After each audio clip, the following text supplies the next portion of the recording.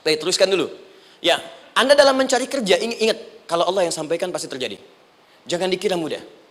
Kata Allah akan ada persaingan, akan ada kadang-kadang singgungan, akan ada tantangan. Maka mulai petakan tantangan apa yang akan Anda lalui saat Anda mulai mencari nafkah itu. Maka turun Quran surah kedua ayat 214, paling kanan sebelah bawah. Am hasibtum an tadkhulul jannata. Hei, apa kamu mudah begitu saja mengira akan sukses dalam pekerjaanmu? Bahkan bisa diartikan surga, ingin masuk surga. Walamma ya'tikum mathalul ladzina khalau min qablikum. Sebelum engkau diuji seperti orang sukses dulu pernah sukses. Lihat mereka. Enggak ada orang sukses yang instan. Cuman balikan telapak tangan dapat, tidak. Kata Allah, lihat orang-orang dulu. Lihat orang-orang hebat dulu, bagaimana mereka bisa kaya, bisa sukses, bisa punya posisi. Masat umul ba'sa, petakan olehmu tantangan apa yang akan dihadapi saat engkau bekerja itu. Satu, kata Allah, ba'sun, ada yang ringan. Ya, ba's. Ba'sa jamak dari kata ba'sun. Dua, dara. Tiga, zilzal. Ini yang paling tinggi puncaknya. Jadi kalau Anda sudah mendapatkan ini, yakinlah berarti Anda akan mendapatkan posisi yang tinggi. Karena mustahil orang besar diuji dengan ujian yang kecil. Ba'sa, ba'sun, mulai. Kira-kira tantangan-tantangan ringan apa saja yang akan Anda hadapi. Nah, jadi kalau Anda mau berangkat nih, siap bekerja, siap hadapi tantangan. Baru mau lewat ujian kecil, berarti itu tantangan kecil kita lewati. Macet, petakan, cari jalan yang kemudian sempurna, jalan yang kosong, buka Google-nya, buka Waze-nya, buka map-nya, cari. Jadi kalau pada yang kecil aja belum kita lewati, bagaimana mendapatkan yang besar? Setelah itu darwa, maaf, tantangan fisik. Kadang-kadang mulai ke fisik, mulai mengganggu. Ya, maaf, dirincikan kemudian oleh Al-Quran. Turun Quran surah ke-21, ayat 87 sampai 88, kisah Nabi Yunus alaihissalam. Yunus beraktivitas, bekerja, bukan berarti nggak ada tantangan. Kadang-kadang dibawa, kadang-kadang diusir, kadang-kadang Anda dapat misalnya proyek, kadang-kadang sudah mulai, masukkan tender, tiba-tiba gagal, diserobot orang, kadang-kadang orang yang dapat, Anda yang ngajukan, itu biasa. Kata Allah itu biasa, bukan cuma Anda, yang lain pun ada. Bukankah Allah ajarkan kisah Sayyidah Hajar alaihissalam dengan Ismail? Bukankah bolak-balik naik Safa Marwah, kadang di atas, kadang di bawah, kadang lihat peluang, sampai Marwah ternyata bukan air. Terkadang Anda yang bekerja, tim yang lain yang mendapatkan karena kerja keras Anda, bisa jadi terjadi. Bukankah yang kerja keras Hajar yang dapat Ismail? Mungkin Anda yang konsep, yang dapat minyaknya orang lain. Mungkin Anda yang kerja, kan yang suksesnya teman Anda, gak ada masalah. Dan itu kemudian akan bermanfaat bagi Anda. Tidak mungkin setiap keringat yang keluar dari diri kita mustahil, kecuali akan melahirkan manfaat yang kembali pada diri kita. Tantangan. Tapi yang paling dahsyat, ini yang gak ditemukan di sebagian referensi yang kita baca. Ketika Allah menjelaskan semua tahapan-tahapan tantangan ini sampai ke puncaknya zilzal. Zilzal itu kalau bahasa sekarang gempa. Ada ujian yang menggoncang hati kita. Ketika Anda kerjakan, ya Allah, tantangannya dahsyat. Kenapa mesti saya, ya Allah? Kok nggak selesai-selesai, ya Allah? Itu wajar, teman-teman, itu biasa. Kata Allah, orang dulu saja mengatakan, mata nasrullah, kapan ini selesai? Berbahagialah kalau teman-teman sudah mendapatkan tantangan puncak yang paling tinggi ini. Ini artinya Allah sedang mempersiapkan Anda menjadi orang besar di kemudian hari. Dan cara mengatasinya diturunkan Quran surah ketiga ayat 142, paling kiri sebelah atas. Perhatikan dahsyatnya. Yang pertama diterangkan tantangannya, yang kedua dijelaskan cara mengatasinya. Saya mau berhenti sampai di titik ini, nanti saya terangkan cara berinteraksi dengan Al-Quran. Ya, perhatikan baik-baik. Kata Allah, jika kelak engkau sudah bisa memetakan tantangan ini, maka siapkan solusi untuk mengatasinya. Ayatnya dibuka dengan kalimat yang sama persis. Saya pernah sampaikan teori ini di dua perusahaan besar di Indonesia. Yang pertama ada satu perusahaan, karena ini direkam saya nggak sebutkan perusahaannya, perusahaan otomotif besar sedang turun gratis, kemudian juga ada inflasi yang tinggi. Terus saya terangkan teori Quran. Dia praktekkan berhasil, Pak. Padahal saat itu saya presentasi di depan non-muslim. Non-muslim. Sales-salesnya se-Indonesia dikumpulkan, saya bedah tentang ini. Dan mereka berhasil. Sampai sekarang naik lagi. Yang ini yang paling menarik dari Al-Quran. Kalimatnya sama persis. Quran surah ketiga ayat 142. Am hasibtum an tadkhulul jannata. Apa Anda duga akan begitu mudah mendapatkan kesuksesan dalam hidup? Jangan selalu mengartikan jannah dengan surga. Karena asal kata jannah itu artinya kesuksesan, kebahagiaan yang belum tampak. Surga, kenapa disebut dengan jannah? Karena itu puncak kebahagiaan kita yang belum nampak sekarang. Ibu punya janin, rahim, dalam rahim ada janin. Kenapa disebut dengan janin? Jim, nun, ya, nun. Karena sosok itu belum nampak dalam pandangan kita. Nanti kalau sudah lahir, baru tampak. Jannah, kenapa disebut jannah? Karena belum tampak dalam pandangan kita. Nanti kelihatan. Karena itu dalam Al-Quran, kata jannah itu tidak dikhususkan dengan kerja. Kadang-kadang menunjuk aspek kesuksesan yang belum tampak. Anda mau ngebor minyak, minyaknya belum tampak. Belum kelihatan. Anda mau kerja, ya hasilnya kan belum tampak. Baru ikhtiar sekarang. Karena itu orang Arab disebut kaya kalau mereka mendapatkan kebun yang tak tampak sebelumnya. Kebun anggur, bukan kurma, kalau kurma banyak. Kebun anggur, ada apel, ada jeruk, sampingnya ada sungai-sungai, disebut dengan jannah. Ya, kalau punya unta, nggak kaya di Arab, biasa. Karena yang kelihatan padang pasir, unta, hitam, merah, biasa. Tapi kalau sudah punya kebun anggur, yang sulit di padang pasir ada kebun, itu baru disebut kaya. Karena itu orang Arab kadang mengartikan jannah dengan aspek kesuksesan yang belum tampak. Diartikan dengan kebun anggur, kebun apel, dan macam-macamnya. Perhatikan, am hasibtum an tadkhulul jannah. Apa Anda duga ingin sukses itu begitu mudah? Sukses jadi tidak. Walamma ya'lamillahu alladhina jahadu minkum wa ya'lamas sabirin. Perhatikan baik-baik. Sebelum Allah memastikan pada diri Anda terdapat dua hal yang paling utama untuk mengatasi tantangan tadi. Satu, jahadu, kesungguhan, serius. Jadi kalau mau sukses, mesti serius. Kerja serius, cintai pekerjaan Anda. Ya, belajar anak-anak serius, pastikan belajar dengan serius. Jangan cuma anak-anak duduk paling belakang, nggak pernah nanya, kadang ngantuk, pulang, ujian, besoknya mau ujian, baru belajar. Ya, sistem SKS, sistem kebut. Jadi kalau hanya sekedar ilmu dipakai untuk ujian, pada prakteknya nggak akan terpakai. Ini banyak anak sekolah sekarang hanya belajar untuk ujian saja. Padahal kalau dipraktekkan, kadang kaitan dengan agama tinggi, Bu, Pak. Fisika itu dengan agama itu tinggi. Gaya F1 sama dengan F2, gaya gerak sama dengan gaya dorong. Gaya sedikit, maka keluarnya sedikit. Pukul kencang, bunyinya kencang. Imannya kalau kuat, amalan jadi banyak. Iman sedikit, amal pun sedikit. F berbanding lurus dengan P, hukum Pascal. Gaya berbanding lurus dengan tekanan. Masuk bab akhlak. Makin banyak gaya, makin banyak tertekan. Nah, itulah. Ciri orang sukses itu serius. Tapi keseriusan itu, kata Allah petakan jadi 3 bagian lagi. Karena jahadu itu punya 3 turunan kata. Satu, keseriusan merencanakan, disebut ijtihad namanya. Punya rencana. Mappingnya apa? Stepnya apa? Oke, Anda ingin kerjakan sebuah proyek, baik, proyeknya berlangsung berapa lama? Target kita apa? Jangka panjangnya, menengahnya, jangka pendeknya. Kemudian apa tantangan yang akan dihadapi di setiap tahapan-tahapannya? Selesaikan. Bahkan saking pentingnya tahap perencanaan ini ditunjukkan oleh Allah langsung lewat sholat. Teman-teman masih ingat sholat pertama yang kita kerjakan setiap hari, sholat apa namanya? Subuh. Apa artinya subuh? Tuh. Ini kata Al-Quran sendiri ya, kata Al-Quran sendiri. Nanti akan ditemukan orang yang ibadah tidak paham apa yang dikerjakan dan dilakukan dalam ibadahnya. Contoh sholat. Kata Allah akan ada orang sholat yang saat sholat tidak mengerti apa yang ia baca dan dia lakukan dalam sholatnya. Jujur tanyakan pada diri kita. Sampai detik ini, dari sekian ribuan kali ruku dan sujud, berapa persen bacaan sholat yang kita pahami? Nih, kenapa sholat pertama itu disebut dengan subuh? Teman-teman, ternyata semua nama sholat dari subuh sampai isya, plus bacaan dan gerakan dari takbir sampai salam, itu bukan sekedar gerakan semata. Semua ada artinya, ada maknanya. Dan diajarkan oleh Nabi langsung. Subuh disebut dengan subuh. Ada 2 kata. Satu, fajar. Quran surah ke-17 ayat 78. Inna Qur'an al-fajri kana mashhuda. Kedua, subuh di surat At-Takwir. Was-subhi idza tanaffas.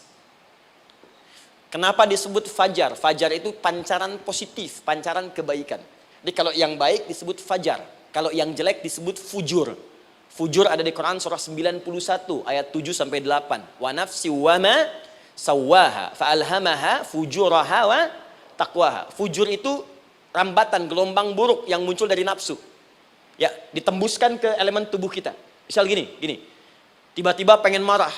Ya, di tubuh kita mengatakan melotot. Maka ini ada pancaran di hati kita nyambung kemudian ke mata.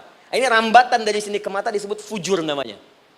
Mau ke tangan pukul, masuk ke tangan. Itu rambatannya disebut fujur namanya. Ya. Yang baiknya disebut fajar. Ya, misal saya ingin sholat, tiba-tiba hati mengatakan sudah azan, merambat ke kaki, cepat melangkah. Cepat wudhu. Nah, itu rambatannya disebut fajar namanya. Atau infajar. Ini pasti ada. Ya. Fujur nama lainnya nafsu. Disebutkan 115 kali dalam Al-Quran. Takwa, rambatan fajar, sumbernya takwa. Disebutkan 115 kali dalam Al-Quran. Di jiwa kita ada takwa, ada nafsu. Takwa yang dorong malaikat, disebutkan 88 kali dalam Al-Quran. Nafsu yang dorong setan, disebutkan sama 88 kali. Di setiap Anda akan mengerjakan satu hal, pasti akan yang mendorong pada yang baik, akan mencegah dari yang baik itu nafsu. Pasti itu. Pak Alpian mau tanda tangan proyek. Tiba-tiba disodorkan, Pak, ini Pak. Kok begini proyeknya? Perbaiki, karena ada yang nggak beres. Tapi fee-nya lumayan Pak, 1 miliar. Nggak bisa, jiwa takwa mengatakan jangan terima Pak. Bapak mengatakan maaf, ini jari tahiyat, gak akan pernah dipakai maksiat, perbaiki, datang lagi. Ini Pak, kok sama? Fee-nya diperbaiki Pak, 100 miliar. Nafsunya mulai berkata, terima. Takwanya bilang, jangan. Akhirnya beliau katakan, tangan tahiyat gak akan pernah dipakai maksiat. Tapi tunggu, saya istiqoroh dulu. Nah, waktunya, ini salatnya disebut fajar. Kenapa disebut fajar? Karena saat kita tidur, terus dengar suara azan, Allahu Akbar, maka memancar dari iman kita, rambatan untuk merespon suara itu. Bangun kita untuk menunaikan sholat. Waktunya disebut subuh. Kenapa disebut subuh? Dari kata asbah. Asbah itu artinya yang siap dengan rencana. Ya orang Islam tuh nggak ada yang bangun dari tidurnya, kecuali punya rencana jelas yang akan dieksekusi dari itu. Makanya sebelum kita bekerja mengeksekusi itu, kita datang menghadap Allah. Supaya Allah berikan kemudahan di setiap aktivitas kita. Coba lihat manajemen Nabi. Bukankah sebelum tidur beliau istighfar dulu? Dirinci pekerjaannya. Dicatat yang akan dikerjakan besok. Istighfar 70 kali, 100 kali. Sehingga dengan istighfar saat tidurnya tenang. Coba kita biasakan. Ada yang baca Quran, ada yang istighfar. Kalau nggak percaya silahkan cek. Begitu Anda lakukan, tidurnya enak. Besoknya rencana itu sudah siap. Makanya ketika bangun, siap jam 7 mau kemana, jam 8 ada di mana, jam 12 kerjakan apa. Sebelum mengerjakan itu, datang kepada Allah, sujud, ya Allah, saya punya rencana ini tolong mudahkan. Begitu caranya. Itu yang disebut dengan subuh. Nah, sekarang kembalikan, peta hidup kita mau seperti apa ke depan? Ijtihad. Yang kedua, kalau sudah jelas konsepnya, visinya sudah ada, maka jihad. Yang kedua jihad. Jihad itu eksekusinya, aksinya, actionnya, perjuangan fisiknya. Rencananya apa? Tahajud malam nanti. Bismillah. Jam berapa? 2:30. Baik, yuk kita mulai rencanakan. Eksekusi rencananya. Bagaimana cara kita bangun 2:30? Pasang alarm. Jam berapa alarm dipasang? 3 kali. Pertama 1:30, kedua 2 kurang 1/4, ketiga jam 2 lewat 1/4. Baik. Alarm pertama untuk mematikan alarm kedua. Alarm kedua matikan alarm ketiga. Ketiga siap-siap. Baik. Siap bangun. Ini penting ya, jihad itu jangan dipersempit maknanya kepada situasi peperangan saja, tidak. Banyak jihad itu luas sekali medannya. Karena jihad itu perjuangan fisik. Dan maaf sekali, dalam konteks perang pun bukan menyerang orang. Tapi membela diri saat diserang. Di Islam itu bukan agama ekspansi. Cek di sejarah, nggak ada Islam menyerang. Yang ada itu membela diri saat diserang. Atau saat orang lain dizalimi dan kita diminta untuk terlibat, kita membantu. Ini bukan dalam konteks sekarang yang banyak dibincangkan. Tembak orang, bom orang, nyerang orang. Bukan. Itu waktu kejadian bom Tamrin itu pertama, saya di Lampung posisinya. Itu begitu meledak, duar. Pertanyaan pertama Pak di Balistani. Ustadz, apakah bom di Jalan Tamrin termasuk jihad fisabilillah? Saya bilang, Pak, sependek pengetahuan saya, jihad fisabilillah itu jihad di jalan Allah, bukan di Jalan Tamrin. Misal, mencari nafkah itu jihad. Cari nafkah jihad. Quran surah keempat ayat 34, paling kiri sebelah atas. Tugas pertama ketika menikah, kata Allah, ar-rijalu qawwamuna 'alan nisa. Setiap lelaki itu diminta oleh Allah untuk mengatur bagian rumah tangganya. Jadi pemimpin di rumah tangganya. Ya bima faddalallahu ba'dahum 'ala ba'din, karena diberikan kemampuan untuk memimpin. Di pemimpin itu ada di suami. Dan ciri khas pemimpin, Bu, biasanya ciri khas pemimpin apa, Bu? Baik, tapi yang paling luar biasa kata Allah, perhatikan kalimatnya indah sekali. Wa bima anfaqu min amwalihim. Saya berikan tugas untuk mencari nafkah. Ketika seorang lelaki bertugas mencari nafkah, ingat ya, konteks apapun, kalau perempuan nanti bekerja bukan nafkah poinnya. Bisa hobi, ya, bisa aktivitas. Tapi nafkah kalau sudah menikah itu ada pada suami. Perempuan tidak. Kalaupun tidak dilarang perempuan bekerja, tidak. Sayyidah Aisyah mengajar. Ada yang para sahabiah jadi perawat. Ya, ada yang pengajar. Ada bagian perempuan tertentu. Itu silahkan bekerja, boleh. Tapi nafkah laki-laki. Begitu lelaki meniatkan pekerjaannya karena Allah untuk mencari nafkah, itu setiap langkahnya jihad fisabilillah. Wafat, syahid. Maaf ya, apakah selama Anda bekerja sudah diniatkan ibadah? Jangan-jangan cuma kerja aja.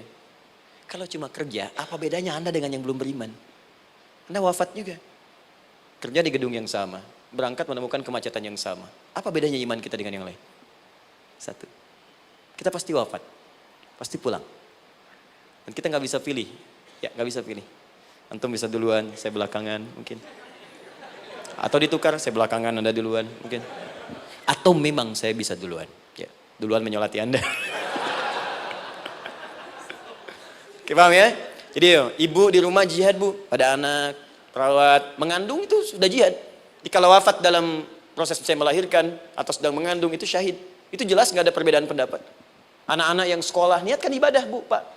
Mohon maaf ya, mesti ada bedanya. Iman kita di rumah, mesti itu terpancar kepada anak-anak. Ajarkan mereka sekolah yang baik. Pilih sekolah yang mengajarkan sholat, mengajarkan baca Quran. Sekarang banyak kok. Fisikanya bagus, Qurannya bagus. Kimianya bagus, sholatnya juga bagus. Cari, kalau bisa dunianya bagus, akhirat bagus, kenapa hanya pilih dunia saja? Siapkan, itu jihad. Terakhir, tidak mudah mengeksekusi ini, pasti ada tantangan yang ketiga, namanya mujahadah. Tantangan mengatasi gejolak jiwa, kadang-kadang malas, capek, ya belum eksekusi dilakukan, sudah berdebat pada yang tidak penting, sehingga tidak menghasilkan kesimpulan, ragu-ragu, khawatir, maka atasi semua itu. Turun Quran surah kedua ayat 216. Kutiba alaikumul qitalu wa huwa kurhul lakum. Kalau engkau sedang tidak nyaman, maka perangi ketidaknyamanan itu jika engkau ingin mendapatkan kesuksesan yang telah engkau cita-citakan. Asa an takrahu syai'an fa huwa khairul lakum. Boleh jadi apa yang engkau tidak rasakan sekarang, engkau rasakan gak enak, gak nyaman, di balik itu Allah sedang siapkan sesuatu yang lebih baik untukmu. Wa asa an tuhibbu syai'an fa huwa syarrul lakum. Mungkin yang engkau harap-harap sekarang boleh jadi itu belum baik untukmu sekarang. Allahu ya'lamu wa antum la ta'lamun, karena Allah lebih tahu masa depan, engkau pikiranmu pendek sampai di sini saja. Maka teman-teman sekalian, kembalikan lagi, tidak pernah Anda akan temukan dalam Al-Qur'an kecuali bimbingan hidup yang semuanya nyata. Silahkan cek. Itu baru pekerjaan. Belum ibu di rumah, ibu capek merawat anak, kadang mengeluh, kadang nangis. Turun Quran surah ke-17 ayat 23. Kadang-kadang ada beda pendapat dengan suami, Quran surah ke-4 ayat 34 sampai 35. Masalah kondangan saja Pak, bisa beda pendapat. Naik lagi, Anda udah 40 tahun, anak masih ada, turun Quran surah ke-46 ayat 15. Kemudian naik lagi sampai Anda sepuh, sampai kembali ke keadaan tidak normal seperti anak-anak lagi, Quran surah ke-22 ayat ke-5. Sampai ada amalan, kalau Anda jangan kira Anda akan hidup selamanya, Anda pasti wafat. Quran surah ketiga ayat 185. Bahkan diajarkan kalau wafatnya ingin enak, begini caranya. Pelajari Pak, jangan cuma dunia, kita akan meninggal. Ini ada di Quran, kalau pengen meninggalnya enak, begini caranya. Ya kalau nggak percaya silahkan amalkan, nanti kita akan lihat di akhir. Ya, betul akan kelihatan. Quran surah ke-89 ayat 27 sampai 30. Kalau kalian nggak pelajari ini, silahkan kata Allah, saya berikan yang ini yang kedua sambil dipukulin malaikat. Quran surah ke-8 ayat ke-50. Sampai di alam kubur dijelaskan, kalau nanti Anda wafat, Anda pindah ke alam kubur, kalau ingin di kuburnya terang, nyaman, banyak rezekinya, lakukan amalan Quran surah ketiga ayat 169 sampai 172. Tapi kalau Anda abai, Anda akan seperti Firaun dulu. Setiap pagi sampai petang ditampakkan neraka. Quran surah ke-40 teman-teman sekalian disampaikan oleh Allah langsung ya, dari ayat 45 sampai 46 ya. Sampai terjadi kiamat disampaikan Quran surah ke-75. Sampai dihisab, ada yang masuk surga tanpa hisab, Quran surah kedua ayat 25. Ada yang masuk neraka tanpa hisab. Ada. Kan yang kita tahu surga aja, masuk neraka tanpa hisab ada. Quran surah 18 ayat 99 sampai dengan 100. Sampai disebutkan surga yang paling indah nomor 1 bersama Nabi dan orang-orang soleh. Jadi kalau Anda masuk sini, tetangga Anda semua Nabi. Ya, depannya Nabi Ibrahim, belakangnya Nabi Musa misalnya, samping kirinya Nabi Yusuf, ya, samping kanan Nabi Muhammad SAW. Itu cuma 3 golongan, orang soleh, para syuhada, orang-orang jujur dalam kehidupan dunianya. Jadi kalau Anda jadi pekerja yang jujur, taat kepada Allah, Anda berpotensi masuk surga bersama semua Nabi dan Rasul yang pernah diutus. Ya. Baik, itu ada di Quran surah keempat ayat ke-69. Ada yang kedua di taman surga, Quran surah ke-51 ayat 15 sampai dengan 18. Ada yang surga seluas langit dan bumi, Quran surah ketiga ayat 133 sampai 134. Ada yang neraka yang biasa, ya, sebiasa-biasa nerakanya kebakar juga. Quran surah 4 ayat 56. Tingkat paling tinggi neraka jahanam untuk 2 golongan, munafik, ingat, munafik dan kafir. Jadi kalau Anda pun muslim, jauhi perbuatan munafik. Karena munafik akan mengantarkan langsung ke dalam neraka jahanam. Quran surah keempat ayat 140. Mana yang tidak ada? Mana yang nggak ada di Quran? Semua ada. Bisnis ada, ya birokrasi ada, diplomasi ada, mengajar ada, ilmu ada. Karena itu saya mau tutup, jika kita ingin benar mengeluarkan petunjuk ini, seperti orang dulu pernah melakukannya, maka kata Allah melalui lisan Rasulullah, turun Quran surah ke-29 ayat ke-45. Satu ini aja kita kerjakan, insya Allah ini akan beda kita rasakan. Utslu ma uhiya ilaika minal kitab. Jika kalian kemudian hidup di muka bumi, maka keluarkanlah bimbingan dari Al-Quran sesuai dengan kebutuhan kita secara tematik. Usul itu dari kata tilawah. Tilawah itu baca, pahami, amalkan. Karena itu setiap kita baca Al-Quran, di sampingnya pasti ada yang menerjemahkan supaya kita paham. Betul kan? Ketika ada yang baca Al-Quran, di sampingnya ada siapa? Ya, sari tilawah kan? Baik, sari tilawah itu bahasa Indonesia. Ya, sari, sebetulnya tilawah saja. Tapi mungkin saat yang menerjemahkan dulu pertama di Indonesia namanya Bu Sari. Karena itu disebut sari tilawah. Ya, kalau Adi mungkin ada tilawah gitu kan. Nah, jadi teman-teman caranya begini, Anda keluarkan sesuai kebutuhan. Enggak semua ayat Quran mesti kita kaji. Kalau mau dari awal dari akhir bagus, kalau baca silahkan. Hatamkan, Nabi juga hatamkan. Tapi kalau Anda ingin ambil sesuai passion kita.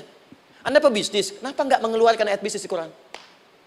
Teman-teman yang diperminyakan, keluarkan ayat-ayatnya ada. Quran surah At-Tur, surah 52 itu, keluarkan. Ya, wal bahrul masjur.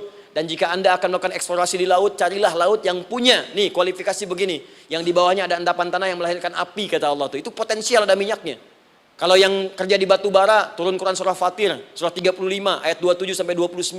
Ini jenisnya, ada yang kelihatan dari jauh, ada yang harus digali, ada yang kelihatan dari jauhnya kelihatan hijau, ada kelihatan menghitam, disebutkan langsung. Ada. Jadi kenapa nggak Anda turunkan dalam bentuk-bentuk tematik yang itu bagian kita? Ada yang pokok, ada yang spesifik. Yang pokok tentang sholat, karena semua orang sholat.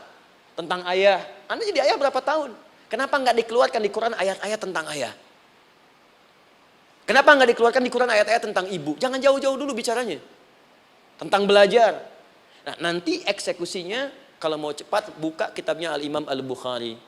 Ada kitab hadis, saya akhiri, yang dikarang oleh Al-Imam Al-Bukhari dan sangat populer. Apa nama kitabnya? Kalau hafal saya kasih hadiah. Apa kitab Imam Al-Bukhari yang populer? Taib, Anda saya kasih hadiah umrah. Taib. InsyaAllah. Baik. Al-Jami As-Sahih Al-Musnad Al-Mukhtasar min umuri Rasulullah sallallahu alaihi wasallam wa sunanihi wa ayyami. Itu namanya. Ayo ulangi. Disingkat Sahih Al-Bukhari. Kenapa saya bacakan lengkap? Bukan karena singkatannya, tapi banyak orang sekarang baca buku, baca kitab hanya langsung ke isinya. Padahal setiap ulama ketika menuliskan judul kitabnya, itu pasti ada petunjuk di dalamnya. Kata Imam Al-Bukhari, Al-Jami As-Sahih, kitab ini saya buat sebagai petunjuk umum miniatur kehidupan Nabi yang bisa kita ambil hikmahnya sekarang. Jadi kalau kita pengen tahu bimbingan Nabi di masa lalu, supaya kita terapkan sekarang, buka kitab saya ini. Semuanya mustad bersambung kepada Nabi. Sahih saya pastikan, saya teliti satu-satu.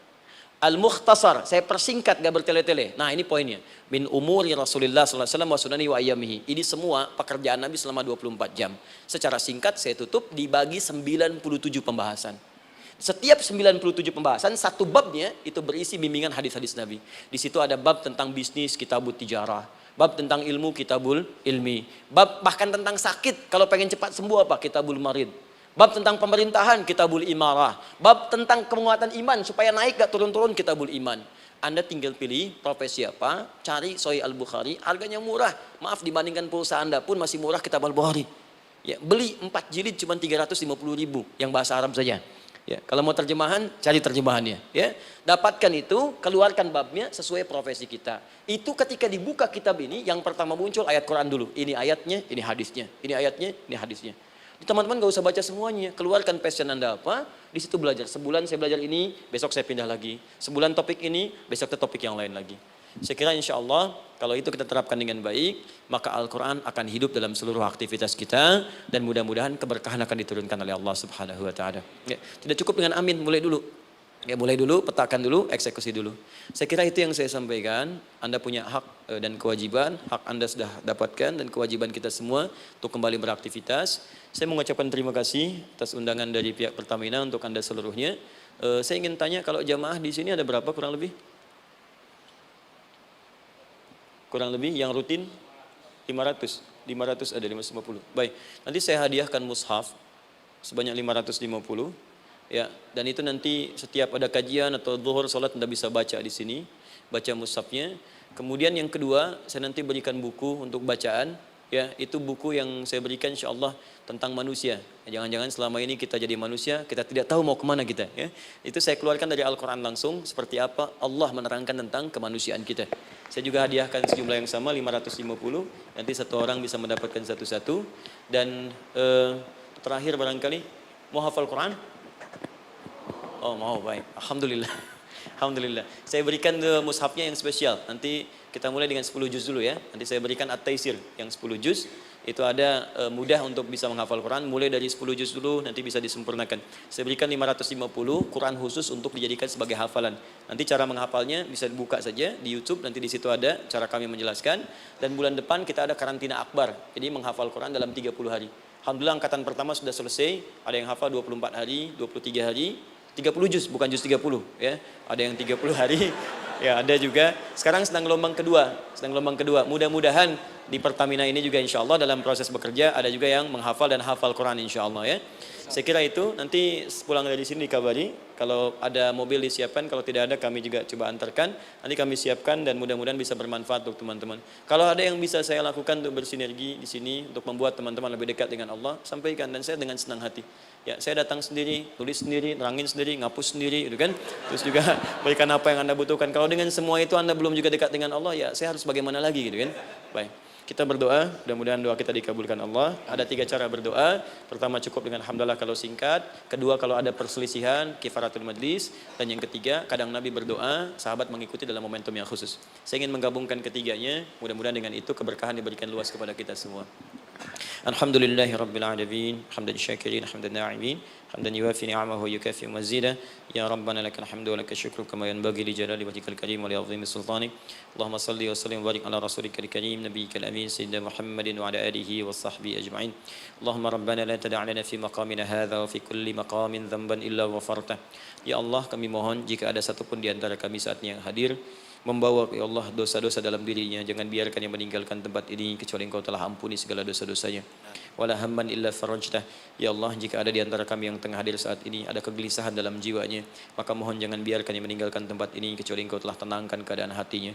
Allahumma wala asran illa yassartah. Ya Allah, jika ada di antara kami yang tengah mengalami kesulitan baik di pekerjaannya, kehidupan rumah tangganya, maka dengan keikhlasan amalnya ya Allah angkat dan ringankan segala kesulitannya. Allahumma wala maridan illa syafaitah. Jika ada di antara kami yang tengah Engkau uji dengan penyakit seberat apapun, maka mohon angkat dan sembuhkan segala penyakitnya. Allahumma yassir lana umurana wa la tu'assir alaina. Ya Allah, mudahkan semua urusan kami, jangan berikan kadar ujian yang tidak kami sanggup mengatasinya ya arhamar rahimin. Allahumma alif baina qulubina, ati anfusana taqwaha wa zakki anta khairu man zakkaha, anta waliyuha wa maulaha. Ya Allah, mohon lembutkan hati kami untuk saling bersaudara dalam kebaikan. Jauhkan kami dari perpecahan ya Allah, dan bersihkan jiwa kami agar kami bersih keadaan jiwa untuk bisa beramal dalam kebaikan dengan mendapatkan ridhamu. Allahumma rabbana atina fid dunya hasanah wa fil akhirati hasanatan wa qina adzabannar. Ya Allah, kami mohon anugerahkan segala kebaikan di muka bumi ini yang mampu kami raih, dan berikan kami segala kemuliaan di akhirat yang mampu kami dapatkan, dan mohon jauhkan kami dari segala ya Allah murka dan neraka-Mu. Allahumma barik lana ya Allah fi ailatina wa fi amalina ya Allah wa fi kulli ya Allah hayatina. Ya Allah, kami mohon anugerahkan keberkahan dalam kehidupan keluarga kami, di kantor, di pekerjaan kami, dan seluruh tahapan kehidupan yang akan kami lalui. Bi fadlika subhana rabbika rabbil izzati amma yasifun wa salamun alal mursalin. Subhanakallahumma wa bihamdika asyhadu an la ilaha illa anta nastaghfiruka wa natubu ilaik wa akhiru da'wana alhamdulillahi rabbil alamin. Thumma assalamu alaikum warahmatullahi wabarakatuh.